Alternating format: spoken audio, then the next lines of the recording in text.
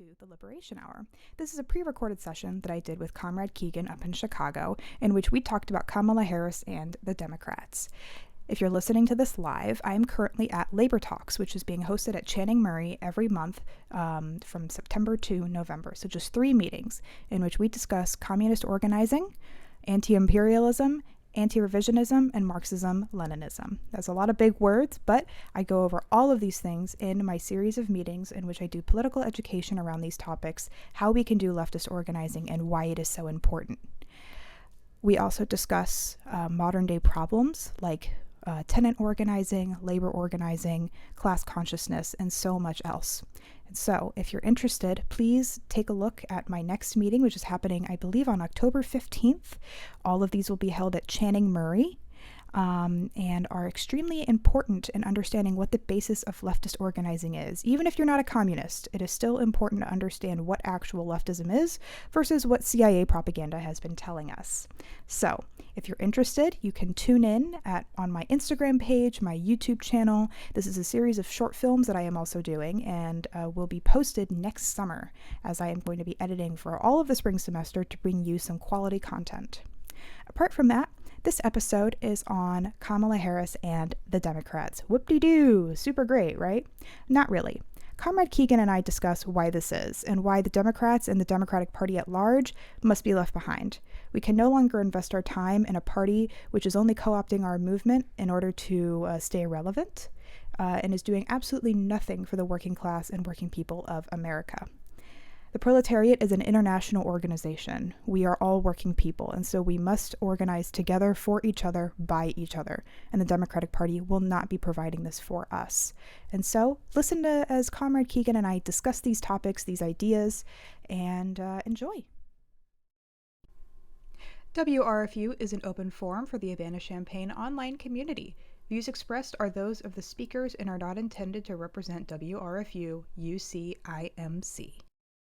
Hello to everybody on the Liberation Hour. It's really good to be back. My name is Keegan. I'm an organizer with the American Party of Labor up in the Chicagoland area, and I'm really excited to be here today to talk about the problems with both the Harris campaign and the Democratic Party, just more broadly.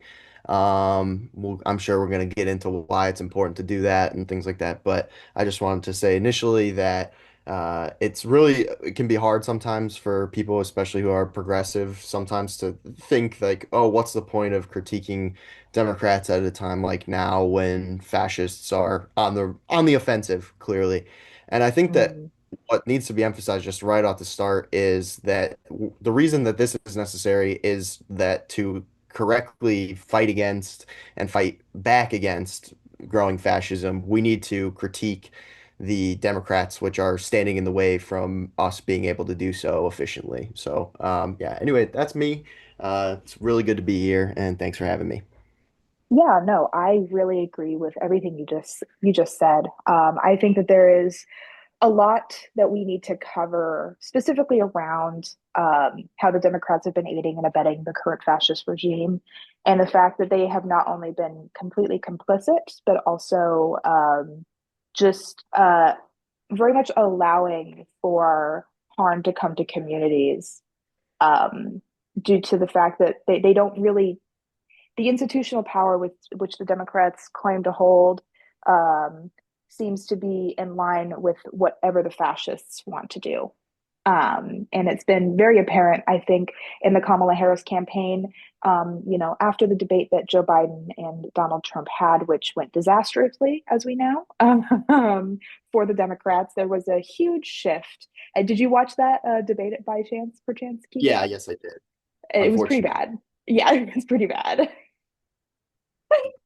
And there's something that Donald Trump said during that debate that I think really sealed the deal for the Democrats, which is, I don't know what he just said, and I don't think he does either. In reference to something to Joe Biden talking about, really, I have no idea what he was talking about, which very rings true for what was said by the opposing candidate. Not that I endorse Donald Trump by any means, not at all. It's more to say that the room reading ability that he had in that scenario really outflanked Joe Biden's ability to do anything. um, and we saw in the Kamala Harris campaign afterwards how there was like a huge momentum, especially amongst young people, to really get,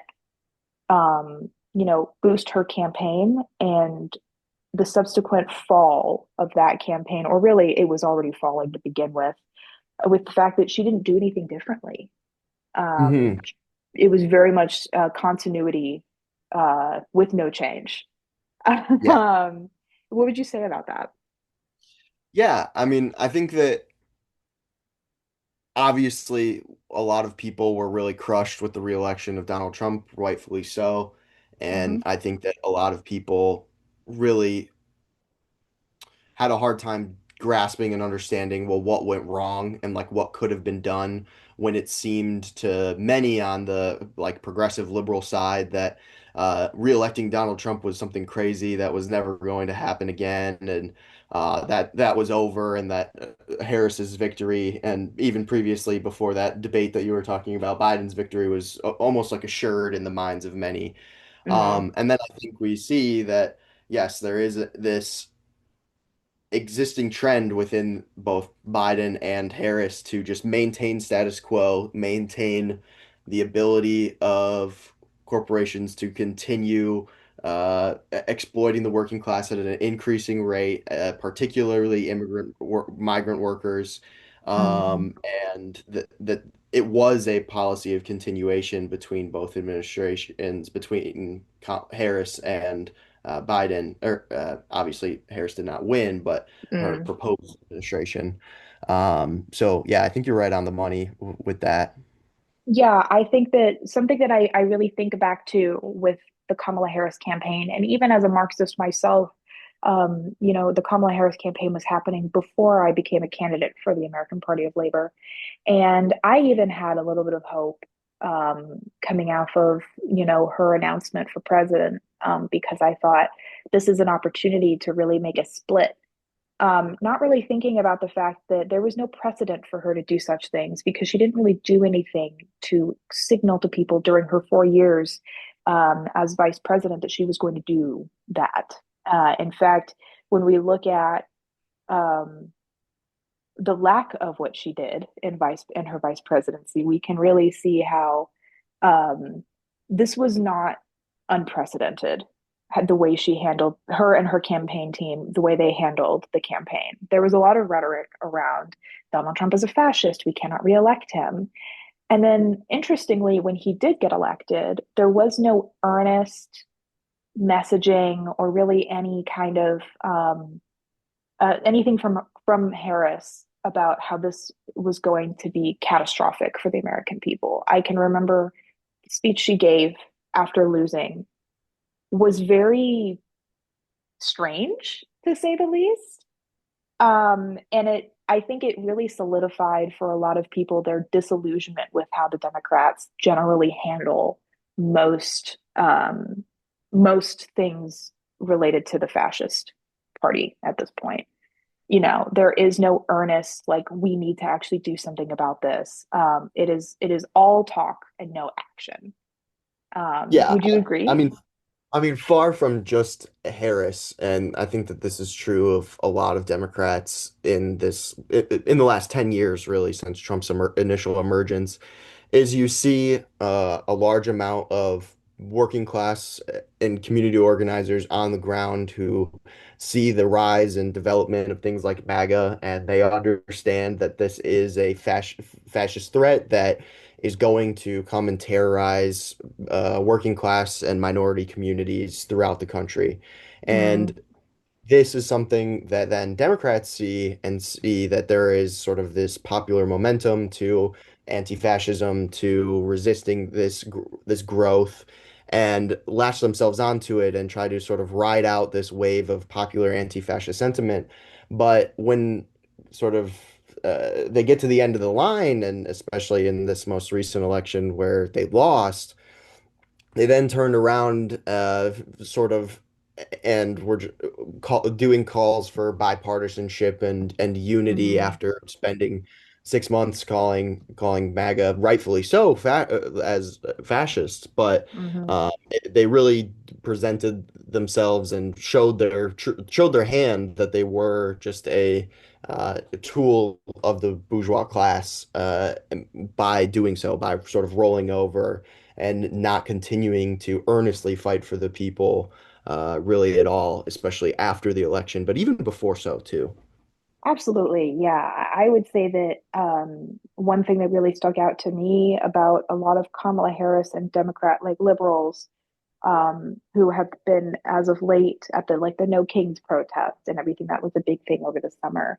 There was I don't know if this was a super popular sentiment, but it did exist where folks were saying, you know, if Kamala Harris were elected, we would all be at brunch right now. And that to me speaks to a huge problem in the consciousness of American liberals, where there's this false idea that somehow things would have been way better for Black and Brown people under the Harris campaign, even when she campaigned on a very right-leaning immigration policy.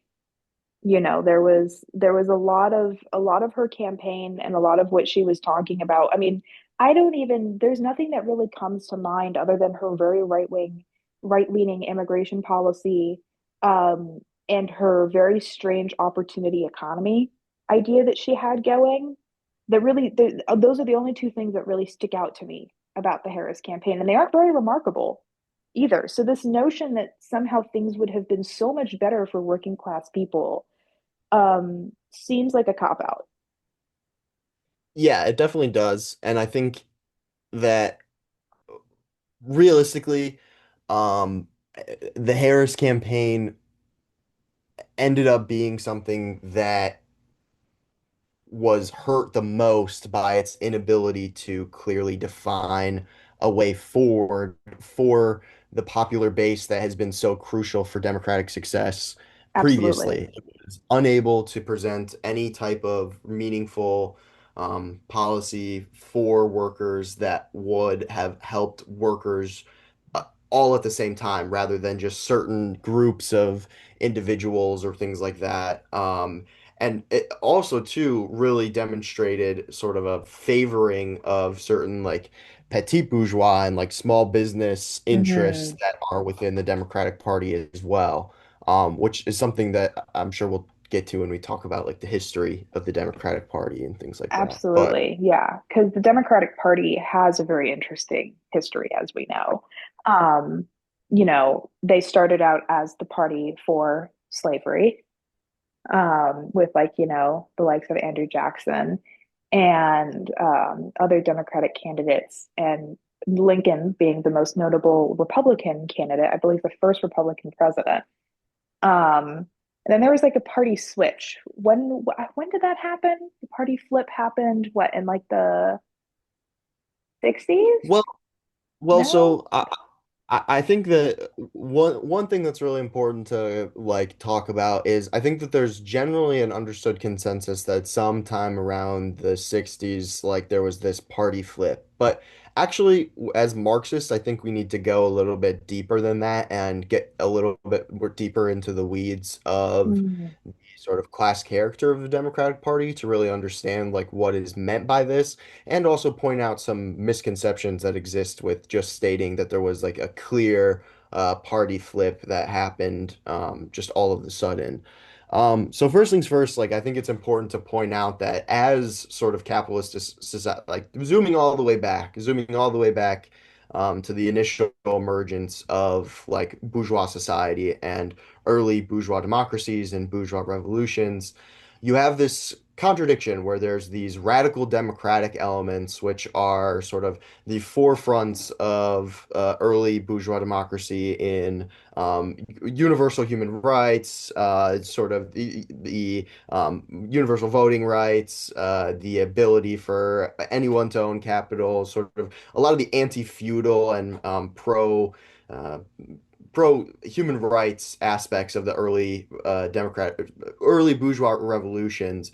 And then you mm, also have this section of the more conservative elements, which were more willing and more quickly interested in realigning themselves with sort of landed aristocracy and wealthy interests of the previous feudal order after enough of society had been kind of transformed into something usable for capitalist society. And so you get to the situation where you sort of develop these different political parties and different factions which represent different interests of the bourgeois class depending on what's needed by certain sections of the bourgeois class. Because that's something that's important to keep in mind too, is that the bourgeois class is not always something that's completely united or something that's 100% on board with everything. So Mhm. it forms these different and maintains these different political parties to mediate these different and competing interests that are within the bourgeois class that sort of form out of this early distinction between the more radical democratic and more conservative elements of the early sort of bourgeois revolutions in early capitalist society.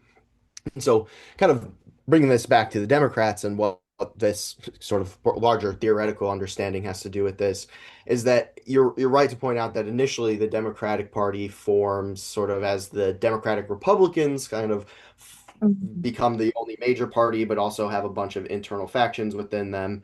And in the 1920s, the party initially begins to form around Andrew Jackson and his campaigns and really becomes like formalized as a political institution that lasts till this day in the 1830s and 1840s by several other different politicians after the Jackson administration and coming out of the Jackson administrations. And I think what's really interesting to look at with the Democratic Party is that the early sort of like class basis of support with the Democrats is both small agrarian capitalists, small landowners, and then, as you were pointing out, in the South, slave owners too. And a lot of this comes out of the fact that the early Democratic Party ideology is based in a sort of like Jeffersonian understanding of the how America should go forward. They really supported this idea that there should be this democratic society based on small landowners who were continually expanding westward and growing the country that way. And so this is how you get this sort of like strange agrarian capitalist basis for the early party. And they kind of gain this reputation against the Whigs and then eventually the early Republican Party that because they represent this interests of like the small farmer, that perhaps they also represent some of the interests of the like working class and things like that too. And this is actually where some of the initial early support and initial identity of the Democratic Party as being sort of like left wing, especially around economic issues, sort of comes about. Um, and so you have this basis of both support but from everyday citizens as but primarily this agrarian sort of small petite bourgeoisie capitalist class that's kind of scattered all throughout the country and represented all over the place against sort of the early industrialists and things like that, which were more represented by the Republican Party, the sort of northern industrialists at the time. Then, of course, there's the Civil War, which takes place, and the slave system in the South is rightfully and thankfully destroyed and completely done away with, which gets Mm. rid of a large basis of the early support of the Democratic Party, in terms of the early capital support, the early support from wealthy interests. But it still maintains this veneer of like sort of the small business and the small agrarian farmer, and to a certain extent in the South, as like sort of like Dixiecrats exist during Right. that time period. The remaining people who still own a lot of land, even though the slave system has uh, been destroyed in the post-Civil War years. And at this point, they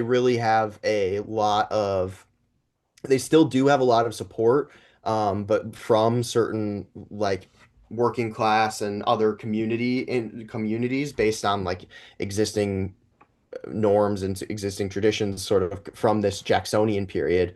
But from 1965 until really the election of FDR, the Democrats are one of the weaker parties. They don't really have a lot of sway. They're sort of rightfully vilified for being on the side of slavery, especially in the Civil War. And they don't really, I believe they only have two presidents during that entire time period. And throughout, big business and especially finance capital and industrial capital are really on the side and supporting and funding the Republican Party, who by this point the Republican Party had dropped its early working class veneer of supporting wage workers in the North and really gone all the way in on sort of pro Republican sorry, excuse me, big pro business policies on behalf Mhm. of the Republican Party.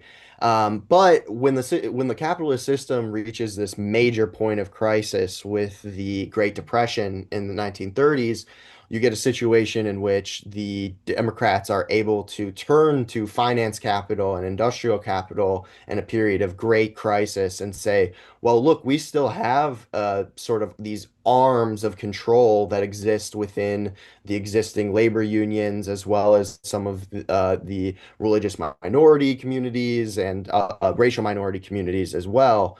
And we're willing to sort of help you out of this situation and utilize this support that we have because the Republicans have basically crashed the economy and brought us to a financial crisis, and you need large government intervention in order to dig the market out of this. And I have the support base willing to do so. And this really does away with, at the time, there's large amounts of support for the Communist Party as well as other different socialist organizations throughout the country that sort of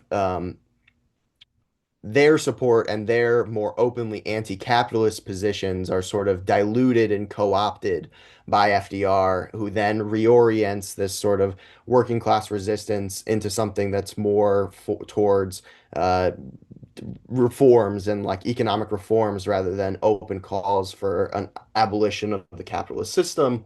And then throughout the period from 1932 until through the 1960s and 1970s, the Democratic Party, because of the New Deal coalition, sort of becomes more and more socially progressive as well as economically, uh, as far as they're willing to go, obviously, in order to maintain this sort of base of support amongst a diverse working class population without letting that population sort of go all the way to open socialist policies.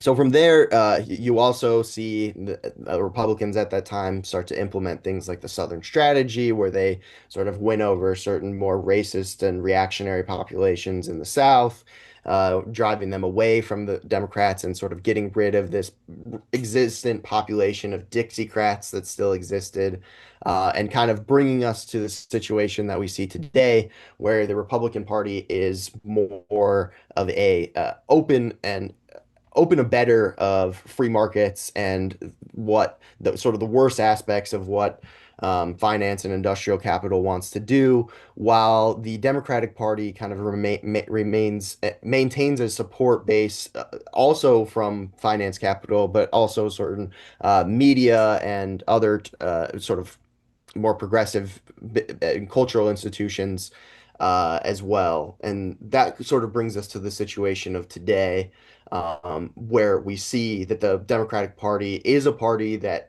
primarily, just as it did in its initial inception, gets a lot of support from capital and capitalists, but maintains this veneer of progressivism and maintains this veneer of a willingness to work for the working class that to this day, or sorry, in this day is quite empty and quite non-existent, but it's a useful in order to maintain in order to continue winning elections and maintaining uh, bourgeois control over society. So that's really how we get to the situation that we find ourselves today. I know that was a long tangent, but No, but that it's just important.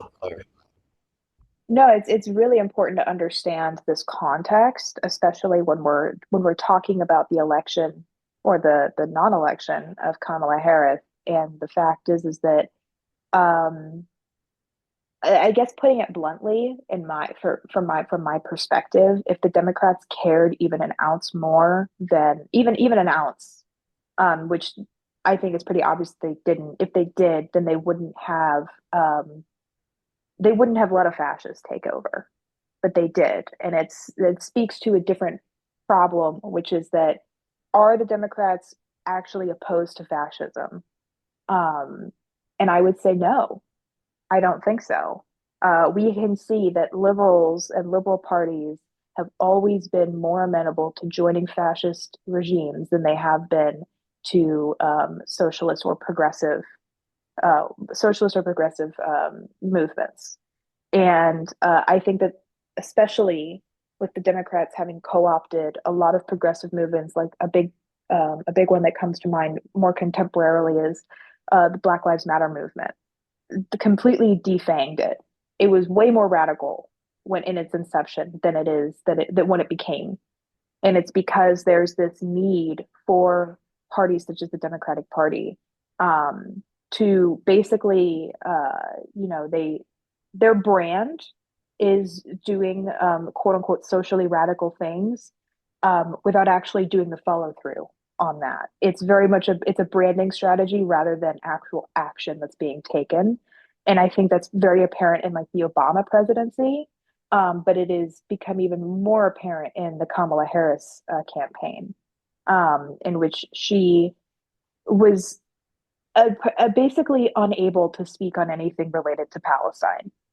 That I believe was like kind of the litmus test for a lot of people who were teetering between voting for her and not voting for her on the basis of the genocide. Yeah, yeah, 100%. I think I'm going to bring it back to just right what you were saying right at the beginning, where that the Democrats don't actually really stand in the way of fascism at all. And when you go through this history of the Democratic Party and see how they've always been a party of the sort of capitalist class and just representing whichever section of the capitalist class they can in order to maintain their relevancy while sort of keeping up this coalition of supposedly progressive groups, you really see that because they are controlled by capital, and we understand that fascism is something which presents itself as capitalism decays and is brought further into crisis.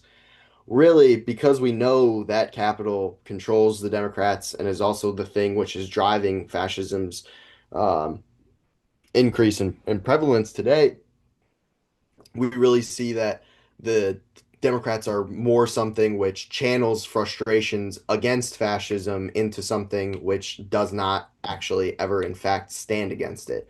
It Mm. is something which sort of it is sort of a holding cell for people upset and frustrated and looking to resist from fascism's advance, but then move those people and move the Democratic Party out of the way when the bourgeois class as a whole needs to institute fascist policies in order to prevent and get around crisis situations. And yes, the genocide in Gaza is absolutely a prime example of this, whereby capital is interested in basically creating is basically interested in doing this genocide in order to open up new access to different material resources and create a situation where both the military industrial complex, certain fossil capital firms, and then the Israeli bourgeois state itself can move in, occupy, and take over the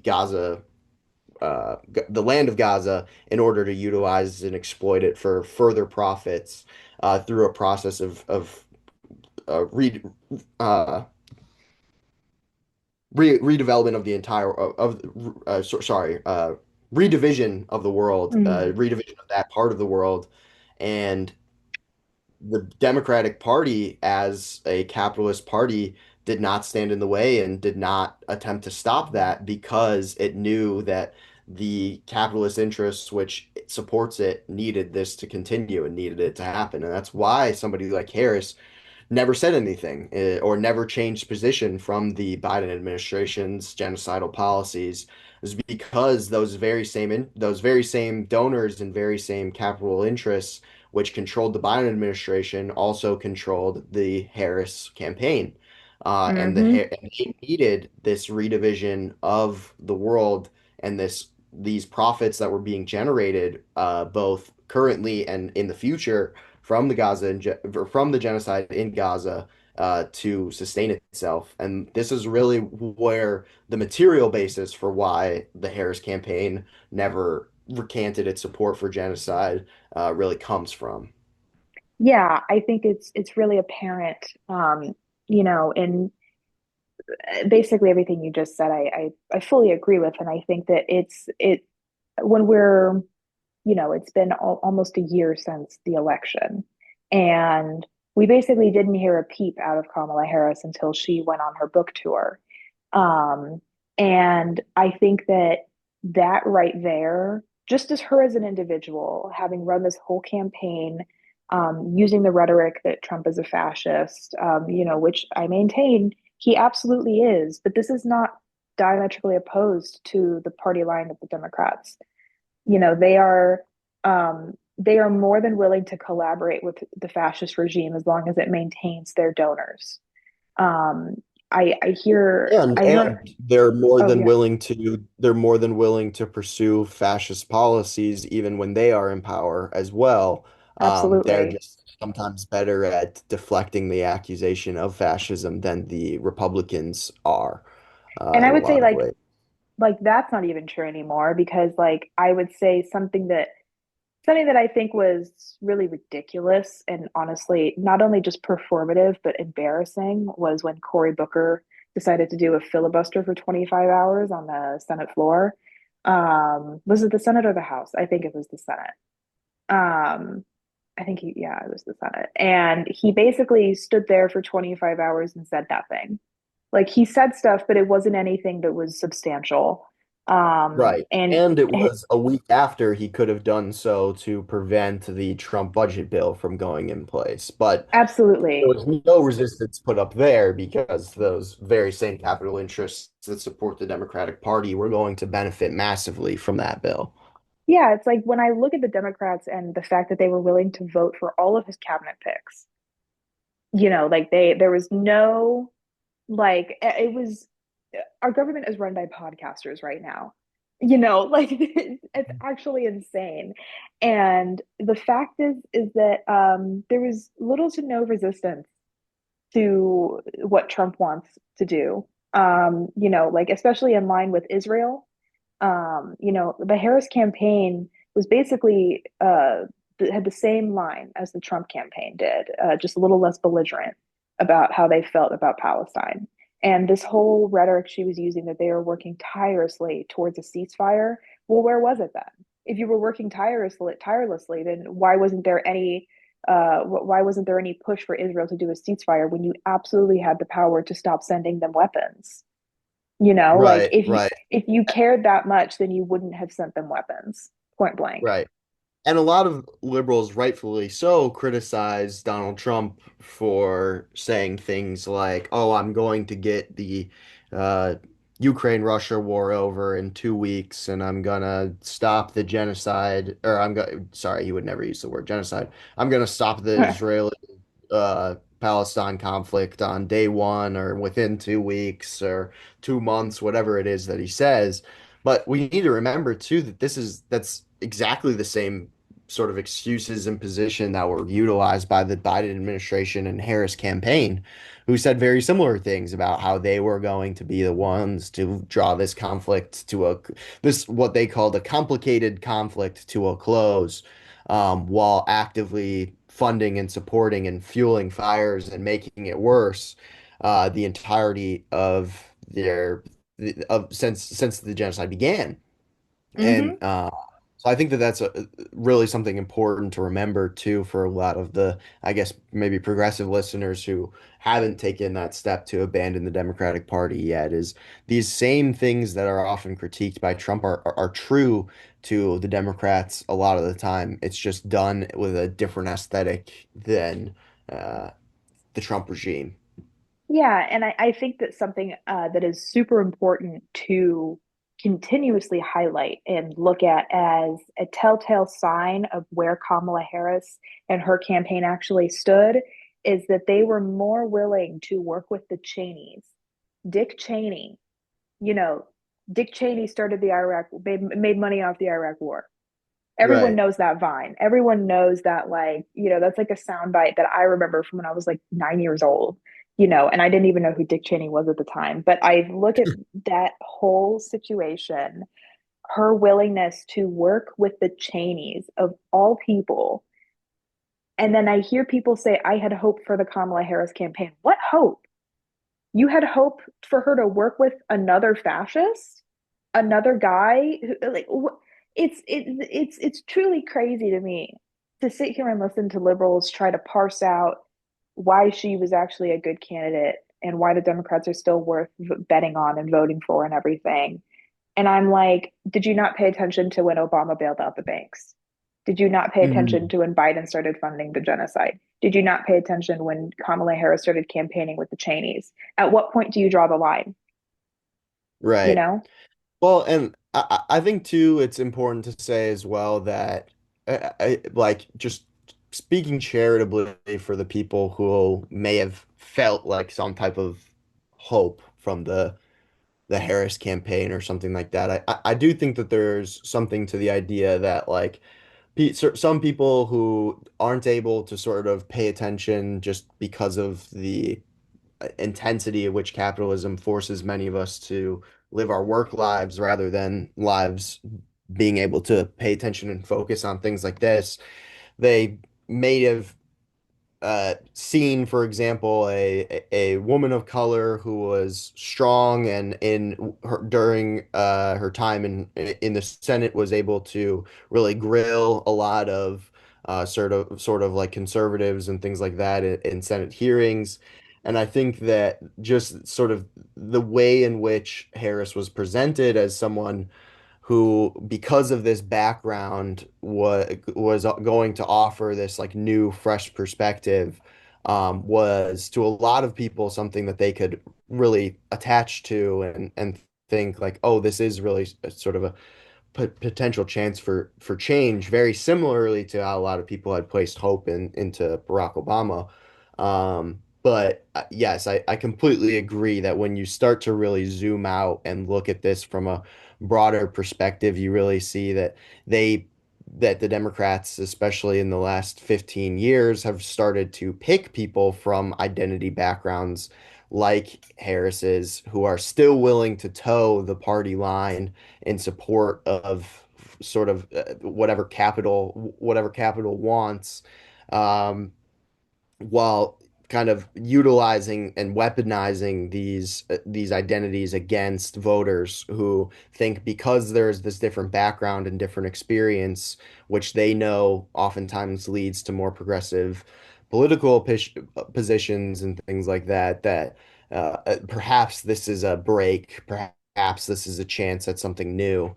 But I do think that it is our job to continuously remind that this belief is something that's weaponized against progressive working class voters into supporting and feeling hope for candidates like this. So I guess some charitability there. So I do understand that, but I Mm, think that we need to really emphasize that you need to take a further look back and look at the Democratic Party as a whole to really understand how this Harris campaign went so poorly and why it's not something which we should be trying to replicate or even uh, do something similar to in order to resist the current Trump regime.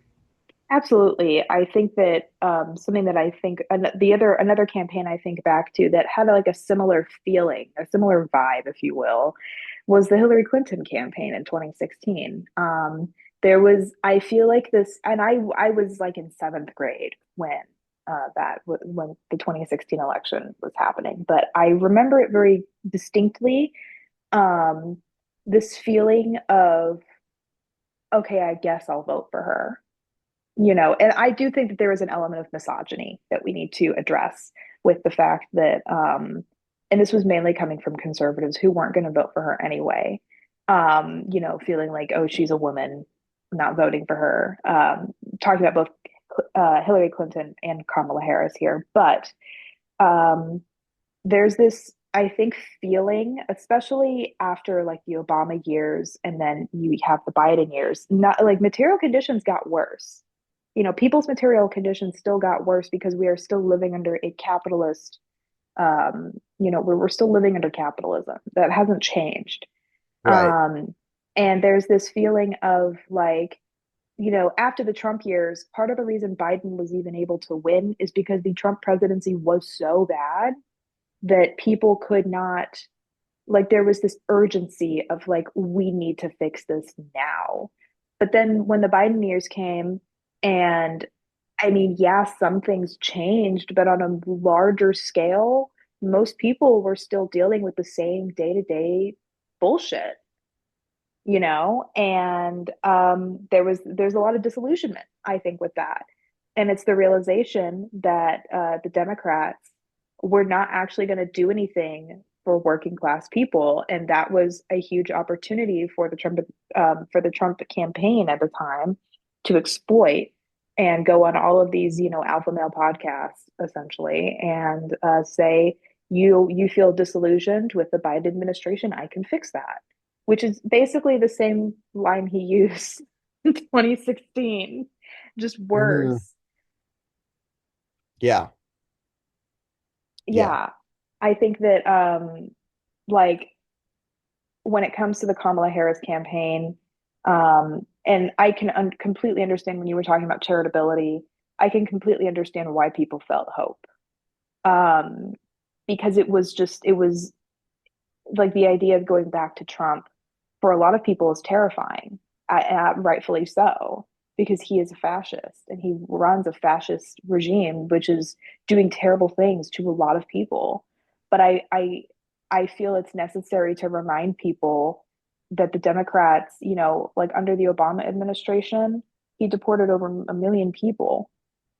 Like this Right. isn't they aren't they are uniparty in a lot of ways, and the fact that there was even a quote unquote party flip to begin with, I think shows the fact that they are all under the same umbrella of capital.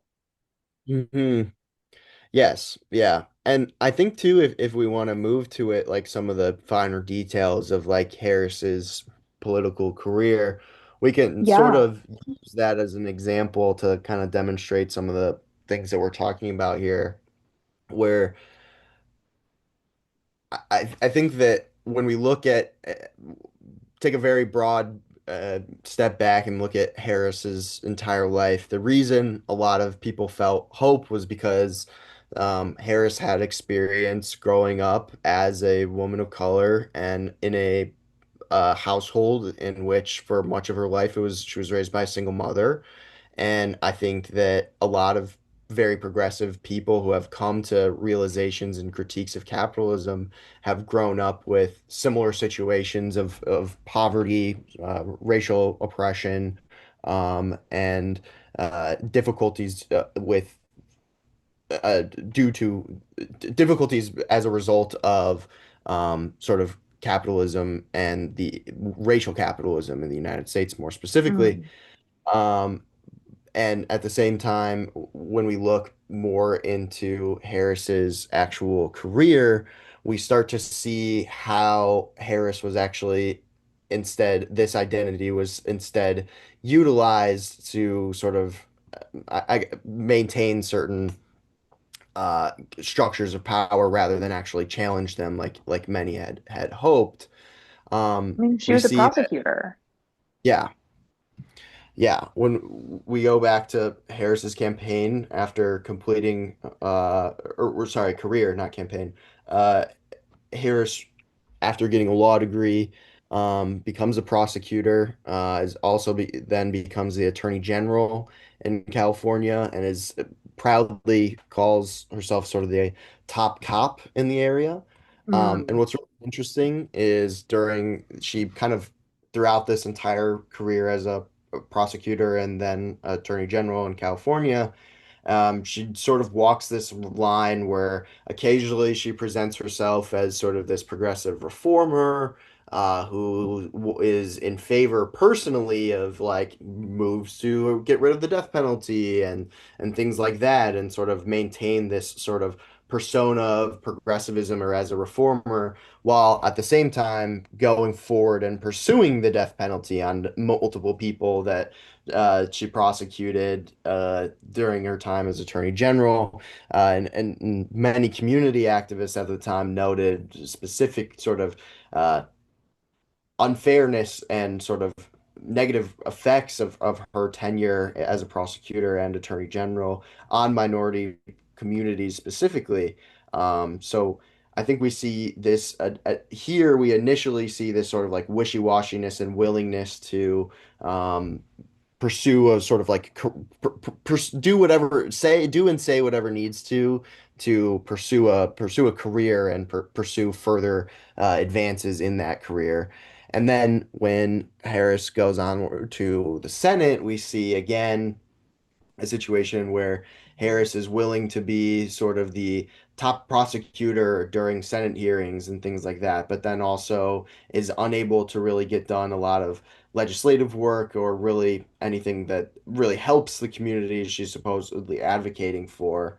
And then during the 2020 presidential race, in which she first ran and came onto the scene during the primaries, she presented herself as this wildly progressive figure. And this was largely due to the fact that at the time, obviously, the the protests in response to the murder of George Floyd, as well as some of the sort of more just broadly progressive and left sentiments that were growing amongst the working class during the sort of pandemic 2020 period, all of a sudden becomes a supporter of um, Medicare for all and a supporter of $15 minimum wage and a supporter of all of these ostensibly very progressive policies, um, while at the same time is clearly has no chance of winning at any point and is sort of acting as like a spoiler role to soak up votes before eventually dropping out and actually harming other more progressive candidates.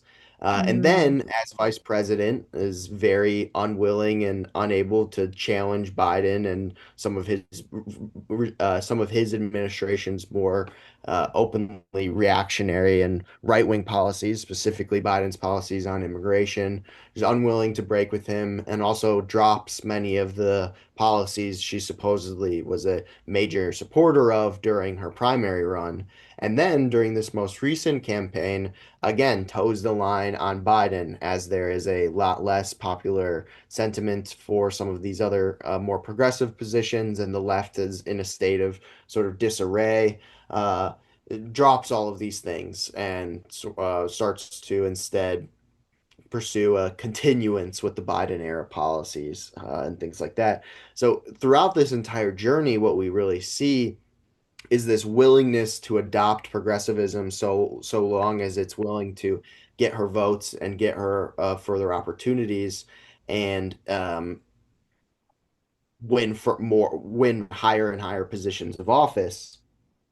And obviously, this is a very cynical view, and I have no idea what goes on in the head of Kamala Harris, and perhaps she could genuinely have supported or genuinely held that she wanted some of these progressive policies at certain points of time. But I think what this story and sort of view demonstrates is that throughout Harris's career, she was a model of what the Democratic Party does generally, which is maintain and garner support from progressive forces without ever giving any sort of material actual benefits to these groups, and actually instituting and pursuing right-wing policy instead. So when you view it like this, and when you understand the entire history of both Harris's career as well as the Democratic Party and the Democratic Party's history more generally, we really see that they replicate each other. Their stories rhyme in a very interesting way.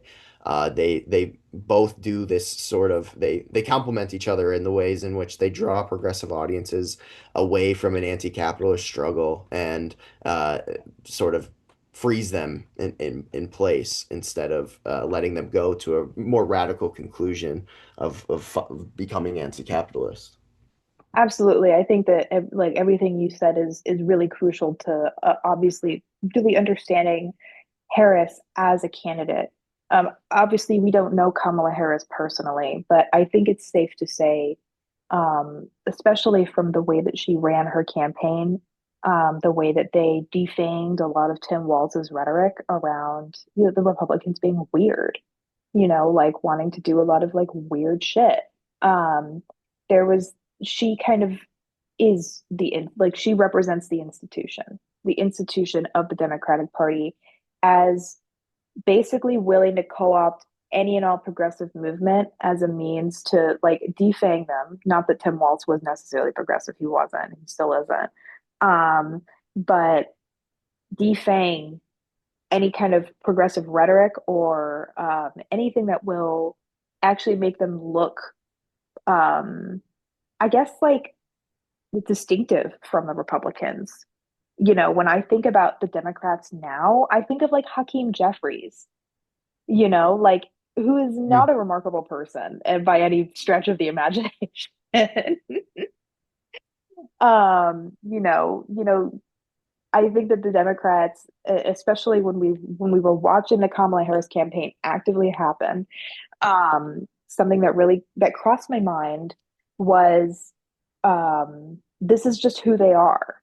There is no like I truly do not believe that Kamala Harris has any real opinions. I think, and I don't think the Democrats do either. I think that their opinions are whatever is in quote unquote opposition to what the Republicans are doing. And even then, that's a little wishy-washy. It has become the democratic institution has basically become an institution of um, reacting to whatever Republicans do and also weirdly supporting certain things they do. And the Republican Party all the while is just doing whatever they want, with little to no pushback, like it's like, you know, this meme of like, someone's got to do something about this. And it's like, bro, you're the person that's supposed to be doing something about this, you know? Hmm. Like where's the like they are just controlled opposition at this point. This isn't I implore people to really look at, when civil rights, for example, was happening. Um, the Democrats were not out here being like, yes, we must always do civil rights. It happened. They supported it strategically because LBJ knew, and I believe he even said this: if we give Black people the right to vote, we will always have their vote. You know, it was not out of this like this want to have for Black people to have better or to have equal representation in this country. It was purely out of, oh, well, we can get more votes out of this. Seeing people as numbers rather than as human fucking beings, who Hmm. deserve rights. Right.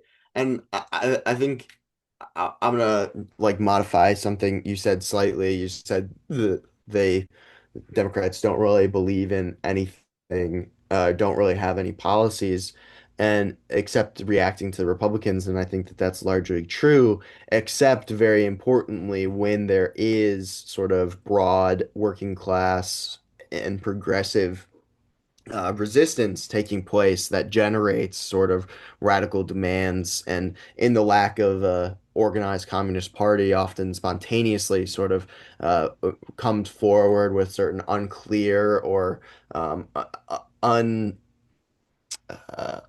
not properly articulated positions on what the sort of masses want at that time. And Democrats are able to play an important role there too, where on top of just simply reacting to whatever the Republicans do, they also will look to this and find certain policies that they can take, co-opt, and as you are rightfully using the language of defang, and remove any content which really challenges the status quo from those demands. Absolutely. Yeah, they really play this role of basically defanging any leftist uprising or movement that could have. I mean, we saw this point blank with Bernie Sanders in 2016 and 2020. Now that I'm a Bernie guy, and never have been, never will be.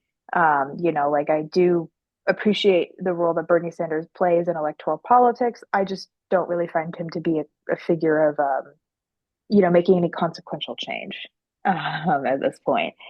But we can see that there was actually momentum around him. There was a lot of momentum around the Bernie Sanders campaign. And as you were saying, how Kamala Harris, came out with her campaign for presidency in 2020 being extremely progressive, I would say that there partly, maybe she does believe in those things. I think it's more probable that her running that campaign was more useful to the Democrats as a means to siphon votes away from, or to siphon support away from Bernie Sanders to an institutional Democrat that they can trust, that they know is always going to fall on their side of the aisle. Hmm. Yeah, and Um, I think we should be clear too that like even if Bernie Sanders were to be able to win, he would be very similar to FDR style, Absolutely. which is still a capitulation with capital and still something which is more just seeking and maintaining a coalition of progressives who implement a certain amount of reforms to continue and maintain the system in a tolerable way. And I think that the big thing that we need to talk about here too as to why the Democrats aren't willing to do sort of these like FDR style policies and why they're more in favor of like fighting off and sort of screwing over candidates like Sanders and today like Mamdani and things like that is because a Mhm. lot of the reforms that they're looking for would hurt the rate of profit of a lot of the businesses in these industries. And that's something that in our current era, in which the rate of profit is critically low in comparison to other times, especially like the post-war era, there's not really an ability on the behalf of capital to implement a lot of these reforms in terms of being able to afford them without some type of also further radical change. And the Democratic Party represent or recognizes this and uh, fights back so vehemently against a lot of these progressive forces for that reason, and prevents sort of a further progressive yet still not quite socialist agenda from coming forward. It's because a lot of the time they recognize that those reforms would be both popular, but then would also necessitate a further move away from capitalism itself, even if the figures who currently support it don't recognize that. So this is why we see, yes, I agree with you that I think Harris played a role in spoiling sort of any type of more further progressive candidate from being able to secure enough votes in the 2020 election to challenge somebody who is more moderate and milquetoast like Biden. Yeah, I mean, um, it's sad in a lot of ways because, Harris is a woman of color, and she's shooting herself in the foot in a lot of cases, because women of color are also some of the people that are victimized the most under capitalism. And it sucks that, you know, there was this use of identity politics as a means to say, like, I will fight for you. But again, she went and campaigned with the Cheneys, very historically very racist people. Mhm. She went and it's I challenge this idea that because we would have had a black woman as president, things would have changed. Because it's the ideology at the very basis of everything that we really need to be looking at. We had a black president, we had Obama, and he represented a lot of progress for America that had not previously been there. But that was purely superficial, because his actual policies still maintained neoliberalism. They still maintained anti-working class sentiment underneath the veneer of being for the working class. And I challenge people to, instead of looking at institutional figures like Kamala Harris and Obama as folks who can represent the interest of people of color, rather folks like Fred Hampton, who saw through the lies of capitalism and said, like, no, this is class war.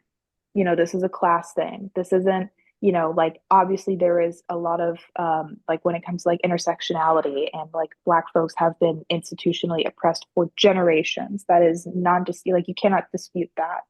But we have to look past identity politics as our only means of a litmus test, because clearly it has not worked. Yeah. Yeah, clearly, because really a lot of the time it is the use of those identities while stripping intersectionality and a more correct, even further position, like a Marxist analysis of these uh of the oppression that a lot of these groups face. It's stripping them of these sort of the critiques that these ideas have presented, and stripping them of any class content, which is really crucial to getting to the core and finding solutions that get us beyond a lot of these issues, and create long-term solutions that don't replicate the problems rather than continuing them.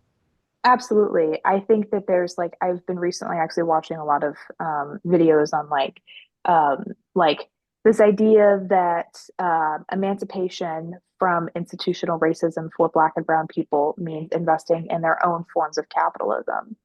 And I think that that was not necessarily the angle that Harris was trying to take, but it certainly felt like an offshoot of that, of if you just make it far enough up in the system, we can reform it enough to where oppression is basically a moot point. And clearly that did not happen. Clearly this is first of all, it's a crazy idea to think that we can reform this from the inside, which is what I think a lot of people tend, like, a lot of people put their eggs all in this basket of this idea that if we just reform the system enough and we elect enough people that look a certain way and have a certain kind of rhetoric, that things will change. But it's completely ignoring how capitalism actually functions. And the fact is that oppression is still happening. Just because it's not happening to you because you have money now doesn't mean it's not happening to people. Under capitalism, there always has to be an extremely oppressed class that will always, a labor force that you can always pull from. If it's not Black people, it's immigrants. It's people who can't fight for themselves, people who are undocumented. And Mhm. it's this idea that we need to start seeing ourselves as a working class. Like, this isn't, there is no reforming the system to work for us. It's never going to happen, Yeah. and sorry, what were you gonna, yeah, you go ahead.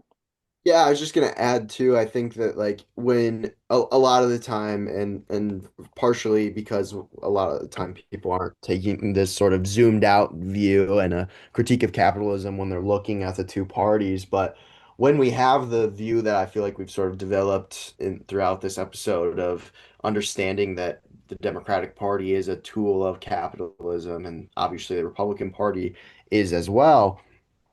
I think we really start to understand that like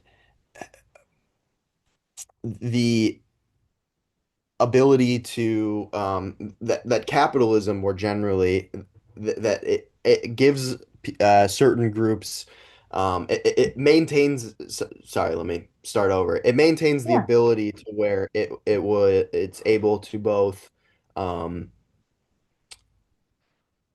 half-heartedly and insincerely support causes for certain identity groups which have faced historical oppression, while also on the other side of the coin maintaining a reserve of reactionary sentiment against it to be deployed at any point in which it needs. So, for example, capital is willing and able to support certain feminist and racial policies, so long as capital is able to also utilize those to either supplement or extract and from a new workforce in a new way at a higher rate of exploitation.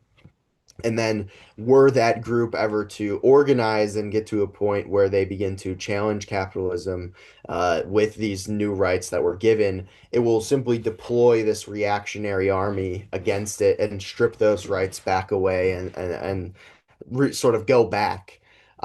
Ironically enough, primary one of the primary slogans of the early Harris campaign, which was eventually dropped for unknown reasons to myself, was the slogan "We're not going back," obviously referring we're not going back to the Trump era and or obviously further previous eras further back in our history of oppression.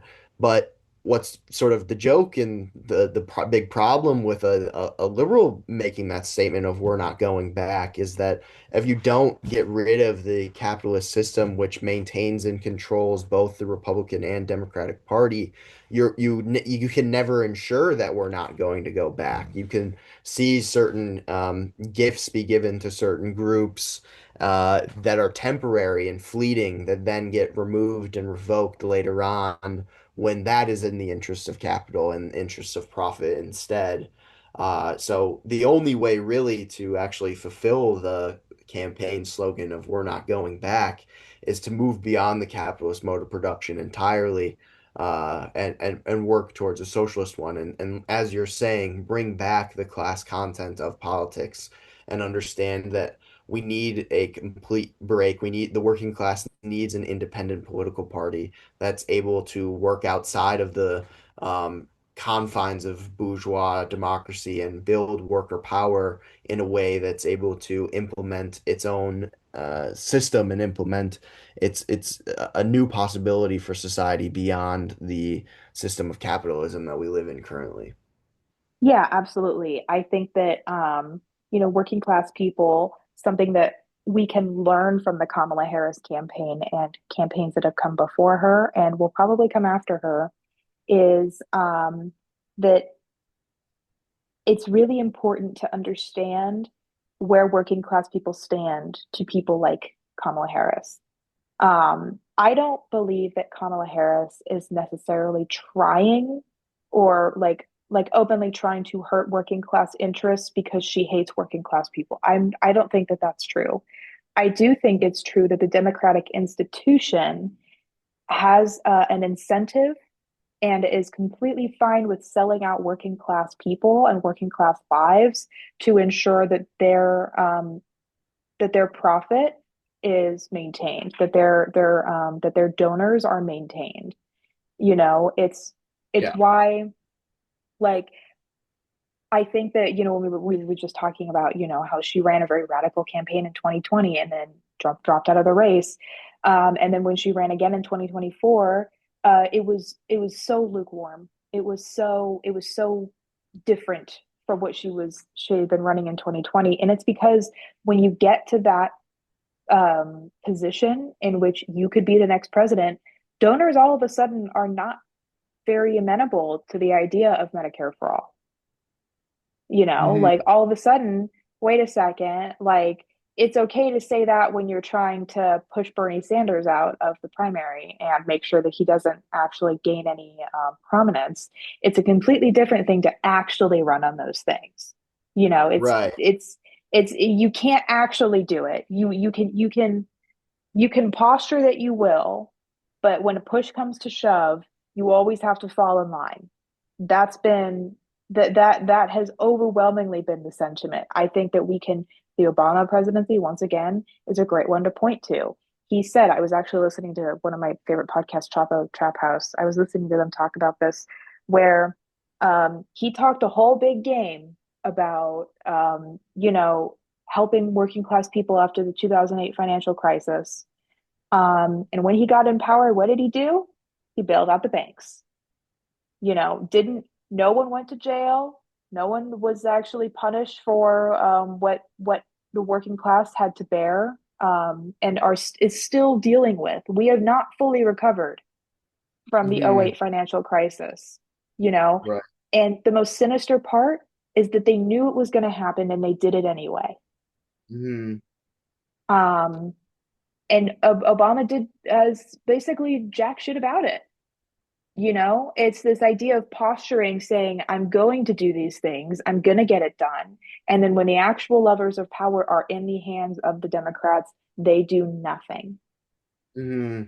And part of this is because they're not Marxists and they don't have the Marxist analysis, and they hold that there needs to be this sort of strange class collaborationism between the working class and their very powerful bourgeois donors, who we get to a situation where they run and they rally up all of this support around certain progressive issues. And again, I'm just speaking, not speaking even specifically about Harris, just broadly about Democratic politicians, is they ramp up all of this support for progressive issues and for communities who are suffering from the oppression related to capitalism and the racial system in the United States. And then after they continue to run, they continue gaining donors and they continue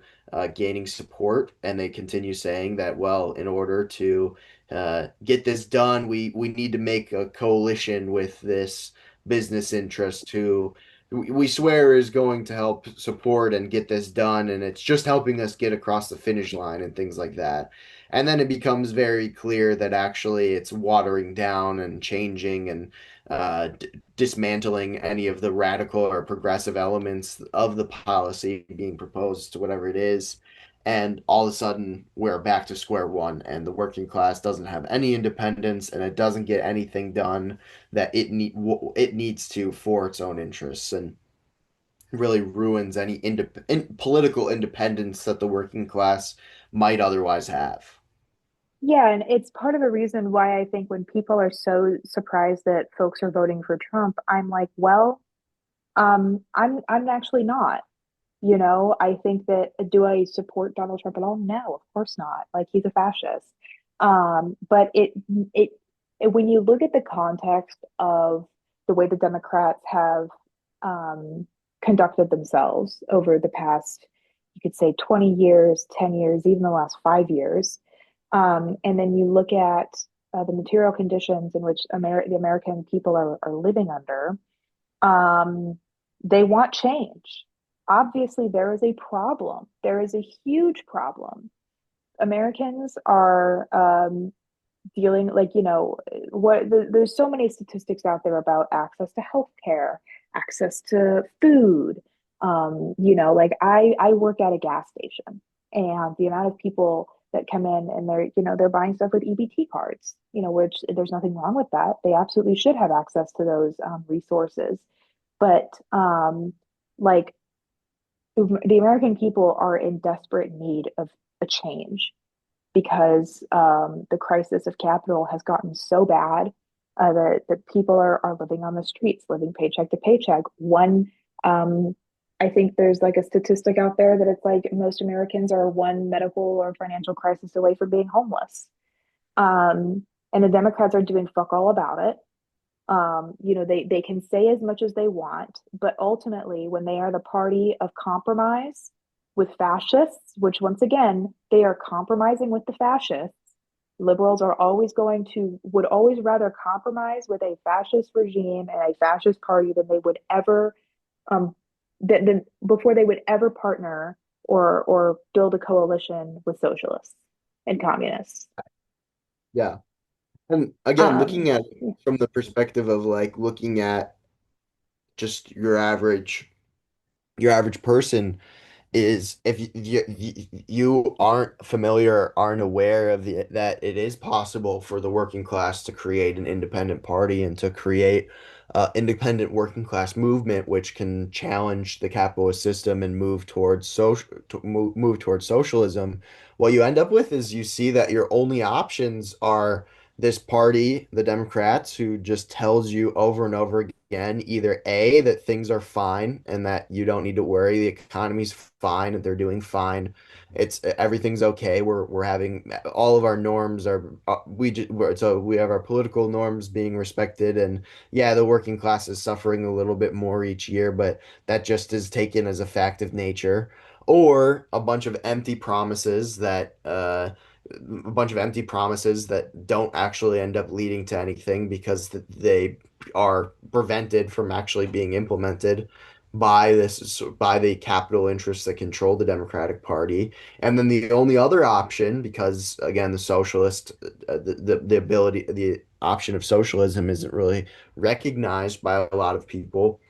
The only other option is the Republican Party, who they actually do at least say in the current MAGA movement that, oh, there's something wrong. But instead, they tell you to blame migrants and poor people and the homeless and minority communities and diversity and women and things like that, which obviously leads to fascism, which leads to a terrible, terrible policies that we are seeing develop all around us, where we're seeing the political rights and the civil rights of a lot of people being slowly chipped away at and taken away. And as capital gets ready to be more and more openly violent as it needs to continue its increasing levels of exploitation. And when you see that those are the only two options, you either get left with a sense of nihilism or fall into some of the myths which the fascists are espousing about some of these minority communities. And if we don't do work to basically make clear that there is a working class alternative and that is a working class communist movement which is going to fight against this and become powerful, uh, a lot of people are going to fall into nihilism or fascism, which result in oftentimes the same negative consequences. Absolutely. I think that something that a streamer that I watched, Tom Piker, he said at the Peoples for Palestine conference is do not fall into nihilism. Like it is not going to solve your material conditions. We need to be creating working class coalitions around our shared interests. And it's important to recognize that rallying around figures like Kamala Harris can feel really energizing, but ultimately will leave us empty. We cannot we have to actually we have to be looking at all aspects of this person. Kamala Harris is a cop. First and foremost, Kamala Harris is a cop. And there's no getting around that, you know. You cannot look at her affiliations and meaningfully say that she was going to do anything different because she wasn't. Hmm. She was perfectly fine with maintaining the status quo as long as it kept her in a cushy position of power. Hmm. That's just the reality. And I don't know, again, I don't know this woman. I don't know what goes on in the head of Kamala Harris, but I do know her actions. I know her public actions, at least, with the Democratic Party. And she has been more than willing to, for example, give out her condolences to the white supremacist family of Charlie Kirk, but not make a peep about the two black men that were lynched in Mississippi. Hmm. I, them's the facts, you know. We can Yeah. see where these people's allegiances actually lie. The fact is that we are currently celebrating the life of a white supremacist and not talking about rising racist hatred happening on the fascist far right, who are currently. I mean, I don't know how many people actually know this, but there were multiple like bomb and shooting threats at HBCUs, historically black universities and colleges, right after Charlie Kirk was assassinated. That's not a coincidence. Why aren't we talking about that? Why aren't we pointing out that fact? Why are we, like this is getting ridiculous, is what I'm Hmm. saying. Yeah.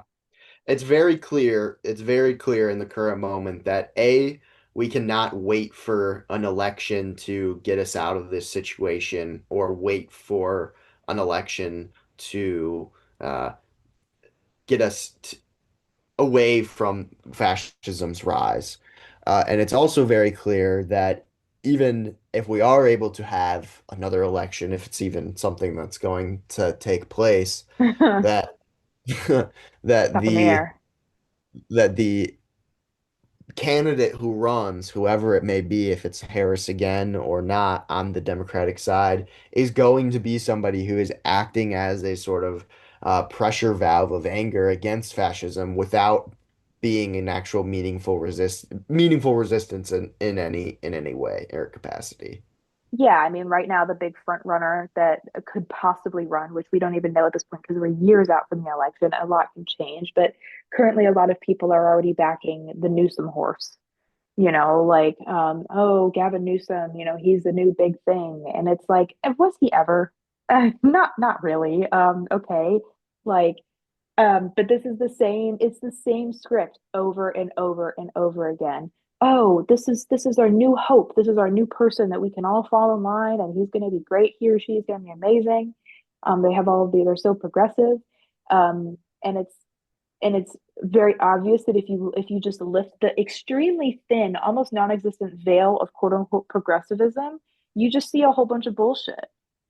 Like Hmm. Kamala Harris um, prosecuted a lot of black and brown people for very minor drug crimes, like weed, like things that didn't really matter all that much, but she While was still saying very, publicly that she supported decriminalization of marijuana and things like that, but then prosecuted the fuck out of people for it. yeah, let's be so for real right now. Like Mhm. this is not like we can see with Gavin Newsom, where he has been criminalizing homeless people, just openly like criminalizing the homeless. Um, and I mean, I just heard recently on Fox News, a Fox News anchor on Fox and Friends, their little segment, straight up said that we should be euthanizing homeless people. Why wasn't Uh, there more uproar about that? What, why did we let that happen? hmm. How is this becoming how is this becoming just the current talk of the day without any pushback from our supposed resistance, our supposed fighters of fascism are all too willing to cozy up to it. Yeah, absolutely. It's like these are this is your guy, like that's what I keep coming back to, especially with Kamala Harris and my complete disillusionment after I realized fully that there was going to be no change with her.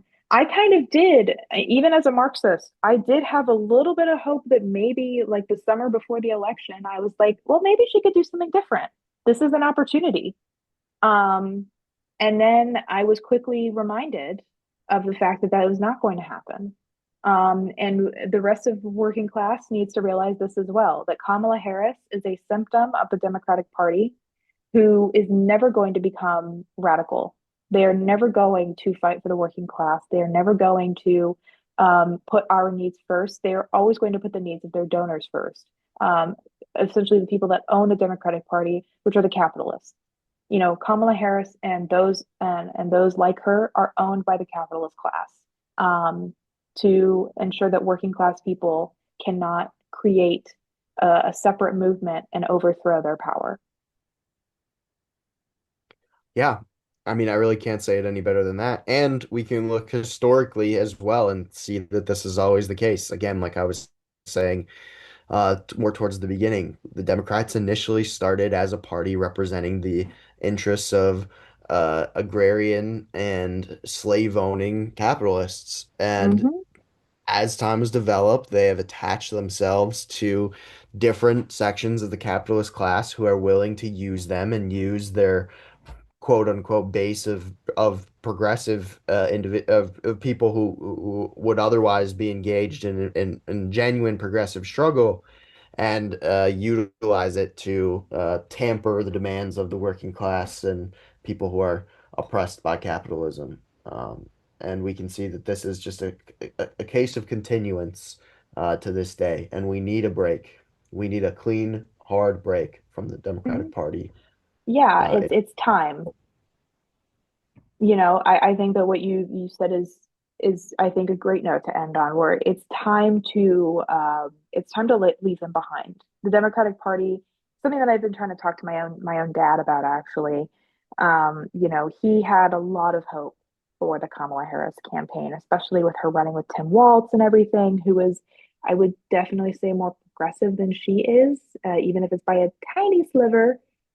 He definitely was, and I was actually surprised she even picked him. I was so sure she was going to go with Shapiro, um, Mhm. and she didn't, and it was very surprising.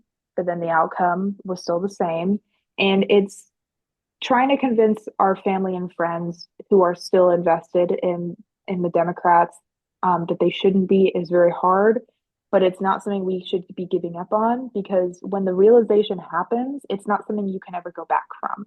When I had Mhm. the full realization that the Democrats are not worth my time at this point, or at any point, is when I started to actually um, really open my mind up to other possibilities and other alternatives. I've been a Marxist for a little bit now, but the realization of what the Democrats are is not something that you can ever look away from once you've made that realization. Mhm. And I think too is again, it is hard for a lot of people to leave the Democratic Party behind. For a lot of individuals, the way in which they have experienced the Democratic Party and the way in which they have seen it outside of this kind of critical, like they do not have this critical perspective that we're espousing here, which relates the sort of class relations of the party. And instead, for a lot of people, the Democrats have been a party of individuals who are supposedly fighting tirelessly against people who openly call them slurs and who openly take their rights away and laugh about it and things like that. But at a certain point, you have to ask yourself, why are we still stuck here? And why are we still stuck in this situation, which it seems like working and marginalized people can't win? What is the cause behind this? And part of it has to do with the fact that the Democratic Party plays the role of a false opposition, and it presents itself in this way of faux progressivism in order to prevent a real working class movement that challenges the capitalist interests, which maintain both the current culture war and the sort of uh, reactionary and racist structures of American society at the same time as funding the Democrats. Absolutely. I think that's a great note to end on. Thank you so much for doing this with me, Keegan. It's so good to have you back, and I can't wait to have you on for more episodes. Thank you so much. It was been pleasure has been all mine, and I can't wait to be back. Lovely. I'm going to go ahead and stop.